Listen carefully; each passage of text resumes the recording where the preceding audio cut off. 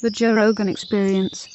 Oh yeah, see, I got a lot of shit for this, and I talked about it a little bit on my podcast. But I was in the room with Trump a lot. I did two tours. I did 2 tours of duty.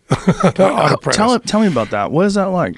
Because I was supposed to do that show and I passed on it. Yeah, I was like, I don't want to live in New York for 3 months or whatever it was. It just seemed like a. It's wise either way. It was a primetime television show, so it sold tickets. And that is our job. Right. And that's what we do.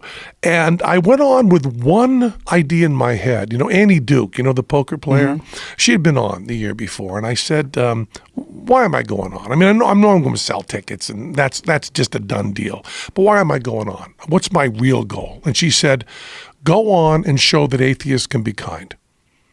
That'll be your only goal for the whole show. Oh. Because they're going to jump on you for being atheist. And they'll jump all over you for that. And just show that you're the one that gets mad the least. Show the one that you're the nicest guy on there and you're the hardcore atheist. And I went, okay, that's a good goal. But then you sit in the room, and I don't know how well you know the President of the United States of America. I don't want to know him at all. Yeah. But you spend about 2 or 3 hours every other day sitting in a room across the table like this, with a table you can't put your hands on. Why can't you put your hands on it? Because it might mar it. That's hilarious. Put a handprint on it. They literally tell you don't put your hands on the table? Don't put your hand on the table. And you have to sit up straight. And the camera, if you're like the team captain, which, by the way, they hate it if you call them team captain. They like to have it, some sort of business jargon. And you're in a set. And that's the thing that everybody else on the show would say, we're going into the boardroom now. And I'd say, no, we're going onto the boardroom set. So it wasn't a real boardroom? No, of course not. None of it was real. Was it in a soundstage? It was in the Trump Towers, but they'd taken over a floor, and NBC guts it and puts up this shit. And then you got your camera, that's your hero camera, that's over your shoulder that's shooting Trump. So you can't lean into the camera. Right. And they want a little piece of you so you can't lean out of the camera. So then you've got about 2 hours where you sit up straight and you can't move side to side and you can't put your hands on the table, and you listen to someone speak for 2 hours that they're going to try to edit out to get 3 minutes where he sounds okay. Okay? What does he have to say for 2 hours? He would talk. I mean, things obviously have changed, but he would talk about, I was reading this blog on the internet that said I didn't sell my property for enough, and I bought it for $3 million and I sold it for $4 million. Isn't that a profit? Isn't that a profit? What do you think? Isn't that a profit? Yeah, that would be $1 million profit. Well, they said I sold it for too little. Okay. Who was this? It was somebody on the internet. Okay. So, he'd be arguing in front of us with perhaps a 18-year-old guy on the internet who thought that Donald Trump should have made more from a real estate deal. And this is something he really concentrates on. He seems to... still to this day. Yeah, obsessed with what anybody says about him anytime. That's so odd. And I thought, and I want to say this very clearly, I thought he was wonderful at his job. If you had someone who was actually a business person on that show, it would be the worst show in the world, because Bill Gates would make proper decisions. Right. And there'd be no surprises. You want someone capricious and crazy with no filter. That's what you want. Right. And that's what we got. So he makes arbitrary decisions that you try, the human brain tries desperately to make those make sense, and that ends up being some kind of entertainment. And so I actually, Donald Trump Jr. said to me, of all the people we've had on the show, you seem like the only person who's ever liked my father.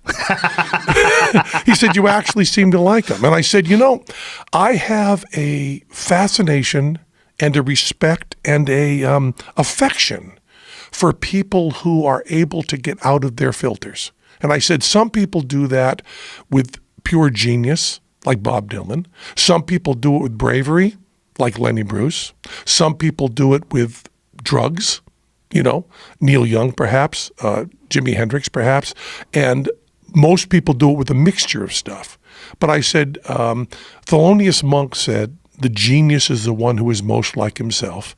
And I said, with some sort of mental problems, coupled with greed and a lack of compassion, your father has somehow found a way to throw off the filters. And I will listen to Tiny Tim talk on tape for hours because I like that little bit of Asperger's and all that other stuff. Well, I'm not assuming. I'm not qualified to, right, but I'm saying that's he's possible. An oddity. Yeah, he's for oddity. Sure. I can hear him talk forever. I can listen to Lenny Bruce. You know, Hal Wilner has those hundreds of hours of him just ranting on his tape. I think I don't like people on drugs that much, but boy, I do. And I listen to Lenny Bruce talk forever. And Donald Trump had the dark side of that. You know, it's almost like when I was hitchhiking around the country and, you know, homeless and shit, and you'd end up at a biker place and, you know, some clubhouse and some guys just holding court and ranting. I've always been interested in the people who are out on the margins, you know? And what Donald Jr. Took as affection, I guess was a bit of affection, but it's also that if you have thrown off some filters, I'll listen to you talk. And so that was that. It was very, very strange. And then I really did spend a lot of time kind of sticking up for Donald Trump, saying, yeah, there's interesting stuff there. And yeah, he's crazy and he's venal and he's empty. You know, really weird stuff that you've never seen before. You have never seen someone who has never laughed sincerely and never made a joke. Never laugh sincerely. No, he will laugh in a bully way. You look kind of fat, Joe. Really? Yeah, he'll do that. But he won't laugh at himself. Oh no. And also, but never even a joke. But he says funny things on Twitter. Did you see the thing he did on Twitter the other day where he put a picture of Trump Tower in Greenland and he said, I promise not to do this? Yeah. I mean, I laughed. Mm-hmm. That was funny. Mm-hmm. Just giant Trump Tower in the middle of Greenland. I never saw it. I mean, I saw that But tweet. You never saw him in person. I never saw him in person. I also never saw him show any enjoyment or understanding of music. Oh. And those two things are two things that I connect with people very much on.